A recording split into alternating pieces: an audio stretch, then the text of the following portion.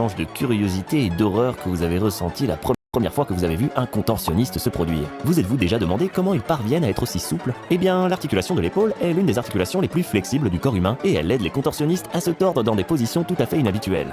En revanche, une plus grande flexibilité est souvent synonyme de stabilité articulaire réduite et d'une augmentation du risque de luxation. Notre corps dispose de différents mécanismes de réduction du risque de luxation de l'épaule. L'un de ces mécanismes n'est autre que les muscles de la coiffe des rotateurs. Ce nom ne vous dit rien? Si c'est le cas, ne vous inquiétez pas de ce que nous allons aborder dans le tutoriel d'aujourd'hui sur les muscles de l'articulation de l'épaule. Avant de commencer, laissez-moi vous donner un bref aperçu de ce dont nous allons aborder dans ce tutoriel d'aujourd'hui. Nous commencerons par étudier les os qui composent l'articulation de l'épaule, car ils forment le cadre osseux auquel nos muscles sont attachés. Ensuite, nous examinerons les muscles de l'articulation de l'épaule, leur origine, leur insertion, leur fonction et leur innervation. Enfin, nous conclurons notre tutoriel par quelques notes cliniques. Commençons par les os de l'articulation de l'épaule.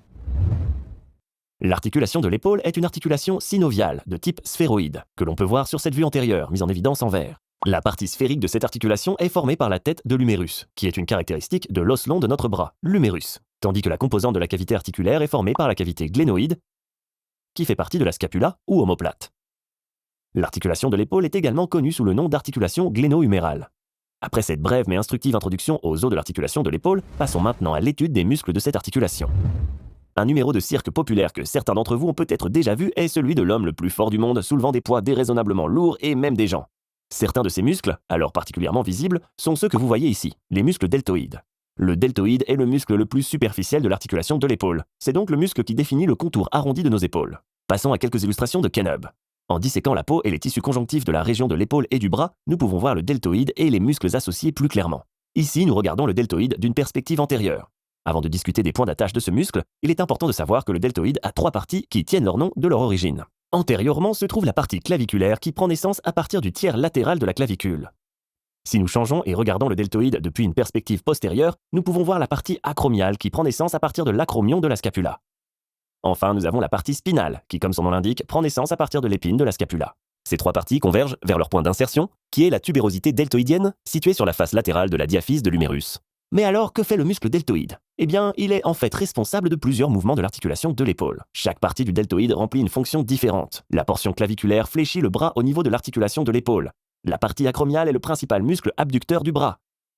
Et la partie spinale étend le bras au niveau de l'articulation de l'épaule. Pour que le deltoïde puisse remplir ses fonctions, il a besoin d'une innervation. Il est innervé par le nerf que vous pouvez voir ici en vert, qui est le nerf axillaire.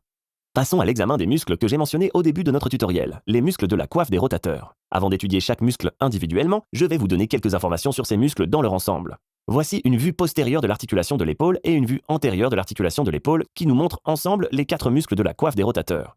À l'arrière se trouve le muscle supraépineux, le muscle infraépineux et le muscle petit rond. À l'avant, nous avons le muscle subscapulaire. Généralement, les muscles de la coiffe des rotateurs prennent naissance à partir de la scapula et s'insèrent sur l'humérus à cet endroit. En ce qui concerne leur fonction, ces muscles travaillent ensemble pour réduire le risque de luxation en stabilisant l'articulation de l'épaule. Fondamentalement, ils aident à maintenir la tête de l'humérus dans sa position correcte à l'intérieur de la cavité glénoïde. De plus, comme leur nom l'indique, les muscles de la coiffe des rotateurs jouent un rôle majeur dans la rotation médiale et latérale du bras au niveau de l'articulation de l'épaule. Le premier muscle de la coiffe des rotateurs dont nous allons parler est le supraépineux. Comme son nom l'indique, ce muscle prend naissance à partir de la fosse supraépineuse de la scapula, qui est une dépression peu profonde dans le corps de la scapula au-dessus de son épine. Il s'insère ensuite ici, sur le grand tubercule de l'humérus. En ce qui concerne sa fonction, ce muscle initie l'abduction du bras au niveau de l'articulation de l'épaule, puis le deltoïde prend le relais. En tant que muscle de la coiffe des rotateurs, il stabilise également l'articulation de l'épaule. Le muscle supraépineux est innervé par le nerf suprascapulaire qui prend naissance à partir du tronc supérieur du plexus brachial. En dessous de la crête de la scapula se trouve le muscle infraépineux. Ce muscle prend naissance à partir de la fosse infraépineuse de la scapula et, tout comme le supraépineux, il s'insère ici, sur le grand tubercule de l'humérus. La contraction de ce muscle provoque la rotation externe du bras au niveau de l'articulation de l'épaule. Il stabilise également cette articulation. Ce muscle est innervé par le nerf suprascapulaire que vous pouvez voir ici en vert. Le prochain muscle de la coiffe des rotateurs dont nous allons parler est le muscle petit rond. Ce muscle prend naissance à partir de la fosse infraépineuse et du bord latéral de la scapula et il s'insère sur le grand tubercule de l'humérus. Ce muscle est responsable de la rotation externe du bras au niveau de l'articulation de l'épaule. Il participe à sa stabilisation. En ce qui concerne l'innervation, le muscle petit rond est innervé par le nerf axillaire. Pour observer le dernier muscle de la coiffe des rotateurs, nous devons passer à une vue antérieure de l'articulation de l'épaule. Ici, nous voyons le muscle subscapulaire, dont l'origine se situe dans la fosse subscapulaire. Contrairement à ses copains, ce muscle s'insère sur le petit tubercule de l'humérus, comme vous pouvez le voir ici. La contraction du muscle subscapulaire entraîne la rotation interne du bras au niveau de l'articulation de l'épaule. Il stabilise également cette articulation. En ce qui concerne l'innervation du muscle subscapulaire, ce muscle est innervé par les nerfs subscapulaires supérieurs et inférieurs, qui sont des branches du cordon postérieur du plexus brachial. Et voilà, les muscles de la coiffe des rotateurs. Sur cette image, nous pouvons voir la scapula d'une perspective latérale, ce qui nous permet de voir l'ensemble des 4 muscles. Postérieurement, nous avons le supraépineux, l'infraépineux et le petit rond. Et antérieurement, nous avons le muscle subscapulaire. Pour vous souvenir des 4 membres de ce groupe, imaginez un squelette ingérant un plat de spaghettis. SIPS, étant un moyen mnémotechnique pratique à utiliser pour retrouver leur nom. Plus tôt, nous avons parlé du muscle petit rond. Et s'il y a un petit rond, alors il doit y avoir un grand rond. Ici, nous voyons ce muscle d'une perspective postérieure et nous pouvons voir qu'il prend naissance à partir de l'angle inférieur de la scapula. Il s'insère ensuite sur la crête du petit tubercule de l'humérus. Ce muscle est responsable de la rotation interne du bras au niveau de l'articulation de l'épaule et de l'extension du bras au niveau de l'articulation de l'épaule. Voyons maintenant l'innervation du muscle grand rond. Il est innervé par le nerf subscapulaire que vous pouvez voir ici en vert. Avant d'aller plus loin, j'aimerais mentionner 3 espaces anatomiques qui sont définis par certains des muscles dont nous avons déjà parlé. Tout d'abord, nous avons l'espace axillaire médial dont j'ai souligné les contours pour vous ici. La limite supérieure de l'espace est formée par le bord inférieur du petit rond. La limite inférieure est définie par le bord supérieur du grand rond. Et la limite latérale est formée par le bord médial du chef long du muscle triceps brachial. L'espace axillaire médial est le lieu de passage des vaisseaux circonflexes scapulaires.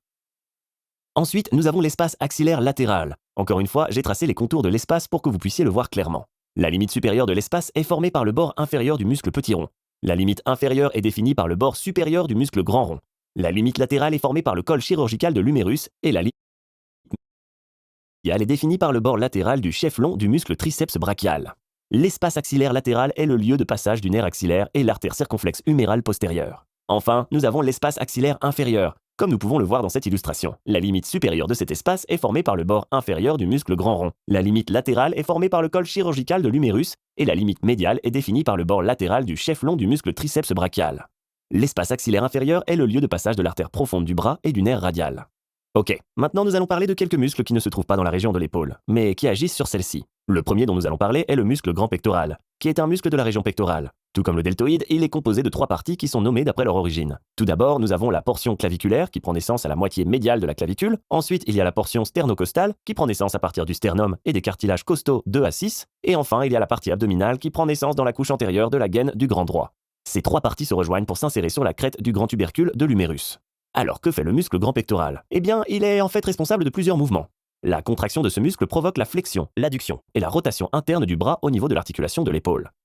L'innervation du grand pectoral est assurée par 2 nerfs, le nerf pectoral médial et le nerf pectoral latéral, qui sont des branches directes du plexus brachial. Ensuite, nous allons examiner quelques muscles du bras, en commençant par le muscle coracobrachial. Le coracobrachial est un muscle du compartiment antérieur du bras.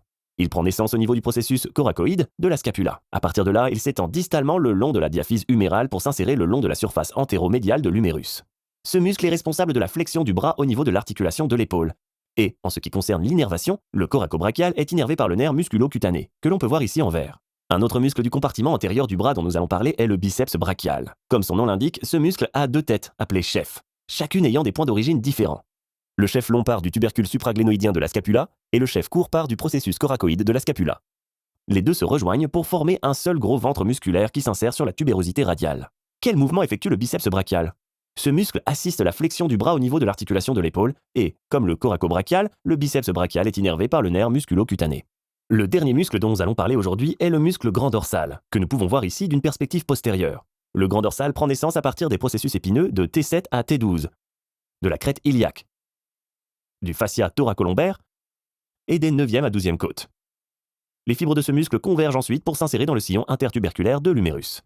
Au sujet des fonctions de ce muscle, le grand dorsal est responsable de la rotation interne, de l'adduction et de l'extension du bras au niveau de l'articulation de l'épaule. En effectuant ces 3 mouvements, le grand dorsal mérite son classement parmi les muscles de natation du corps humain. Ce muscle est innervé par le nerf thoracodorsal, qui est une branche du plexus brachial. Maintenant que nous sommes familiarisés avec les muscles de l'articulation de l'épaule, il est temps de passer aux aspects cliniques. Les notes cliniques du jour vont porter sur les muscles de la coiffe des rotateurs qui stabilisent l'articulation de l'épaule en maintenant la tête de l'humérus dans la cavité glénoïde. Les blessures les plus courantes des muscles de la coiffe des rotateurs comprennent les déchirures musculaires, la tendinite et la bursite. Les déchirures musculaires, ou plus précisément les déchirures de la coiffe des rotateurs, sont provoquées par la sollicitation excessive ou un traumatisme aigu comme une blessure sportive ou un accident de voiture. Ce type de blessure entraîne une douleur immédiate et intense et peut nécessiter une intervention chirurgicale. La tendinite désigne l'inflammation des tendons des muscles de la coiffe des rotateurs et est plus souvent causée par une sollicitation excessive des muscles. Ce type de blessure est commun chez les individus qui tendent fréquemment les bras vers le haut, comme les peintres ou les joueurs de tennis. Enfin, nous avons la bursite, qui évoque une inflammation des bourses synoviales. Plus précisément, elle se manifeste par une inflammation des bourses subacromiales et subdeltoïdiennes, que nous pouvons voir ici en vert. Le traitement des patients atteints de lésions de la coiffe des rotateurs suit généralement une approche conservatrice. Cela comprend l'application de compresses chaudes ou froides pour réduire l'enflure, la physiothérapie pour améliorer la force et l'amplitude des mouvements, l'administration de cortisone et d'autres médicaments anti-inflammatoires tels que l'ibuprofène, ainsi que le repos. Si les symptômes ne s'améliorent pas, une intervention chirurgicale peut être nécessaire. Voici ce qui nous amène à la fin de ce tutoriel sur les muscles de l'articulation de l'épaule. J'espère que vous l'avez apprécié. Merci de nous avoir suivis et à la prochaine.